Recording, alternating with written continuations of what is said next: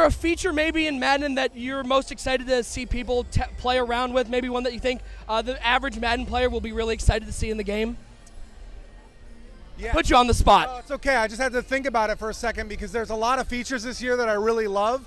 Like one example is the new hit stick controls. I don't know if you noticed, but we added, if you flick down, you can cut stick and take out the legs.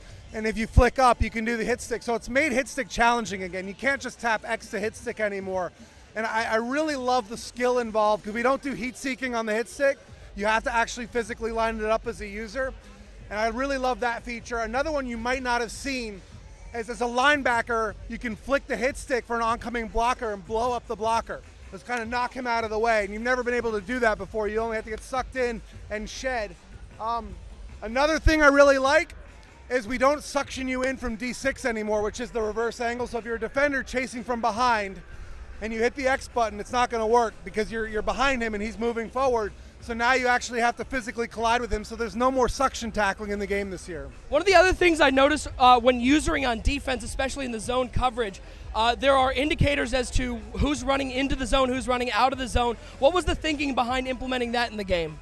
So last year when we did our zone work, and we introduced the concept of carry zones and match zones and stuff like this, it became more and more complicated for users to know what is my job. So part of it was we need to explain to people when you're in coverage, this is who you're supposed to cover, this is your assignment. But for me, it was also about, I've been a D-line user for 20 years in Madden, afraid to play coverage because when I do, I'm a detriment to my team. And this year, for the first time ever, because of highlight coverage, I'm actually making plays, doing lurks, baiting people, getting picks for the first time in my Madden career, and that's the real benefit of highlight coverage. Is there a feature in the game that you're most excited to see how it develops over the next maybe couple cycles of Madden, maybe one that has the most potential? Good question. I think play styles to me is really interesting because one of the things of separating sim and competitive and arcade is that now whenever we drop tuning updates or title updates, we can do things specifically for one side but not the other. So if the competitive community is complaining about one thing, I can effectively insulate the franchise audience from being impacted by whatever that change is and vice versa. It affords us the opportunity to tune the game specifically for what these different audiences want. And so as they play it and as we start to get feedback, I'll start to have an understanding of what direction these things are going in.